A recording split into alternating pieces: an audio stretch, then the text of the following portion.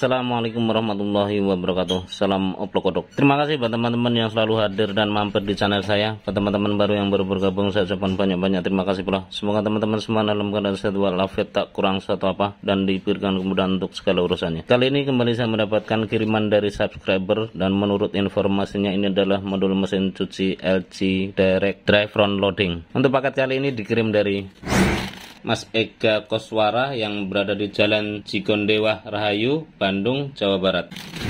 Berawal dari kerusakan mesin cucinya ini, mungkin beliau mencari beberapa referensi di YouTube dan alhamdulillah ketemu dengan channel saya. Selanjutnya beliau menghubungi saya melalui chat WhatsApp, dan inilah screenshot komunikasi saya dengan subscriber saya tersebut.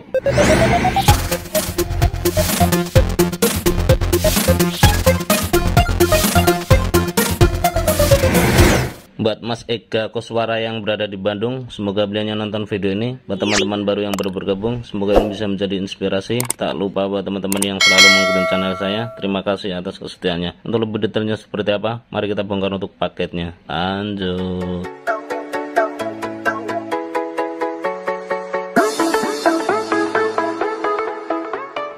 Dan inilah paket tersebut setelah saya keluarkan dari packingnya. Seperti biasa, sebelum kita melakukan langkah-langkah perbaikan lanjutan, di sini coba kita lakukan pengecekan secara fisik terlebih dahulu. Untuk baut displaynya seperti ini teman-teman.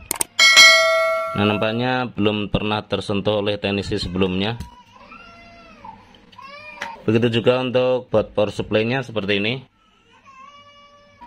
Ini pun nampaknya sama, belum tersentuh oleh teknisi sebelumnya. Oh ya, nampaknya di baut displaynya di sini, saya teman-teman perhatikan, nampaknya beliau sudah mencoba melakukan pergantian untuk kristal seperti ini. Selanjutnya, untuk mengetahui detail kerusakannya seperti apa, mari kita coba hidupkan untuk modul mesin cucinya.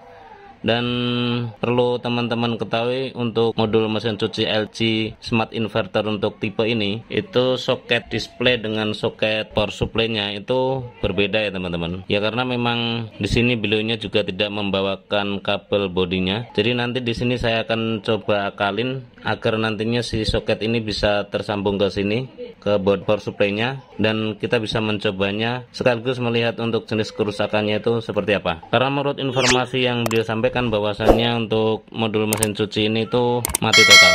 Untuk skema koneksinya bisa teman-teman lihat di foto saya berikut.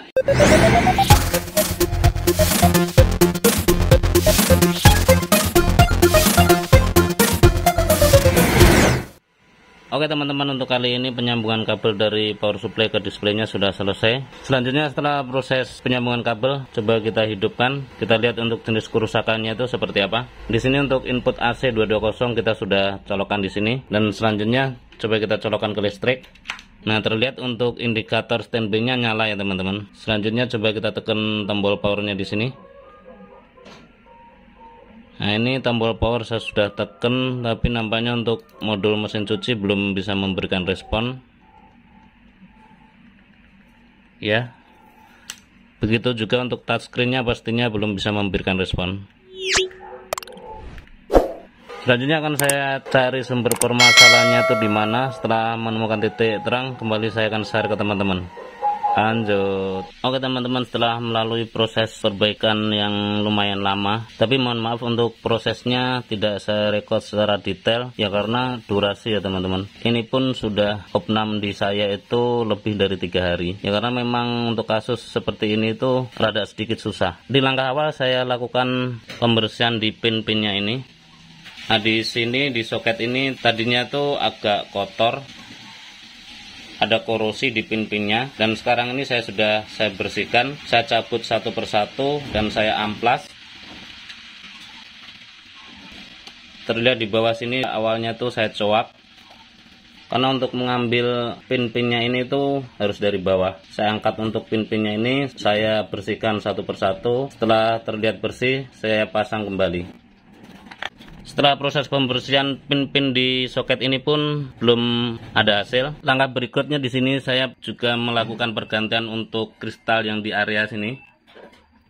Nah, di sini ada 2 kristal. Yang satu ini berukuran 10 MHz dan yang ini tuh berukuran 4 MHz. Itu pun tidak membuahkan hasil. Selanjutnya saya pun melakukan pergantian untuk transistor yang di sini teman-teman. Dan hasilnya pun sama. Selanjutnya saya juga melakukan pergantian untuk optokopel, dan itu pun tidak membuahkan hasil. Langkah berikutnya saya melakukan perbaikan di area displaynya.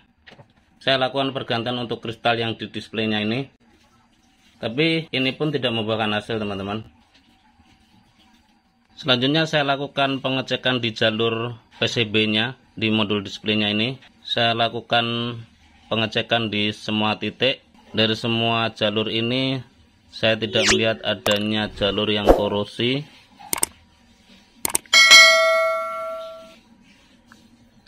Dan selanjutnya saya kembalikan ke posisi semula, saya sembling kembali.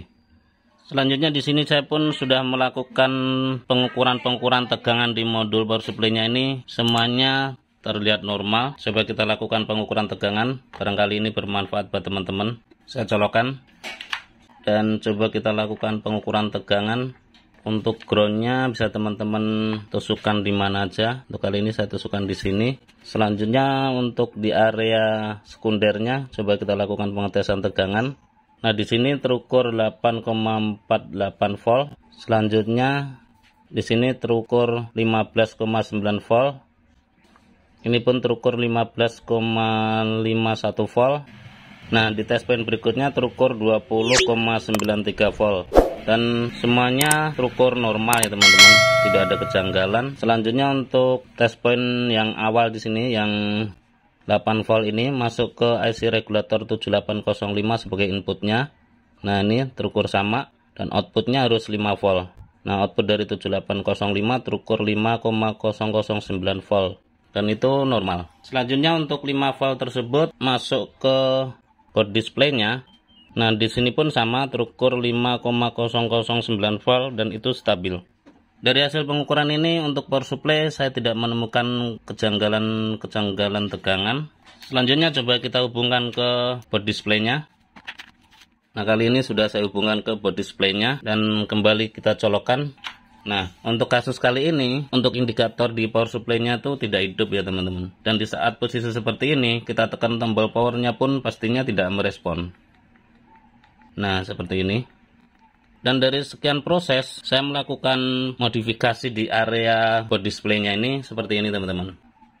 Nah, bisa teman-teman lihat di sini saya memberikan switch tambahan dan switch ini fungsinya untuk mereset. Di saat awal indikator di power supply-nya itu tidak hidup, ini hanya sekedar mereset aja di langkah awal. Setelah itu semuanya tombol-tombol berfungsi normal. Dan saya sendiri pun tidak bisa menjelaskan secara ilmiah kenapa harus dipasang tombol di sini. Tapi ini pengalaman saya, barangkali ini bisa bermanfaat buat teman-teman. Dan untuk posisi tombolnya tuh di sini.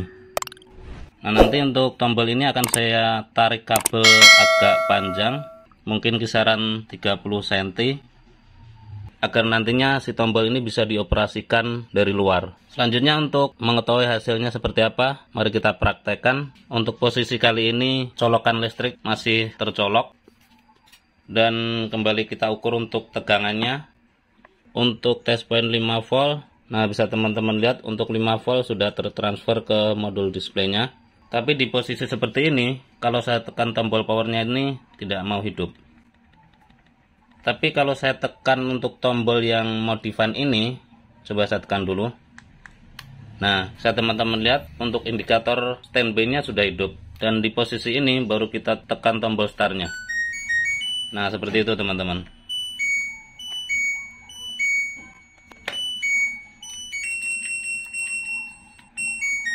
Dan setelah modifikasi dengan menambahkan tombol ini, itu semua berfungsi dengan normal. Nah, seperti ini.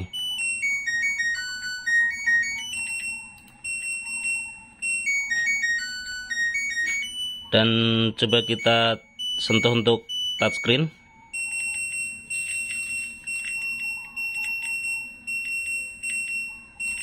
Nah, touchscreen pun berfungsi dengan normal. Saya matikan juga bisa. Selanjutnya saya hidupkan kembali. Nah, itu bisa juga. Oh ya, di sini di prosesnya tadi ada 3 lampu yang mati dan ini sudah saya lakukan pergantian. Nah, di sini. Nah, di sini sekarang untuk lampu sudah hidup semua, teman-teman.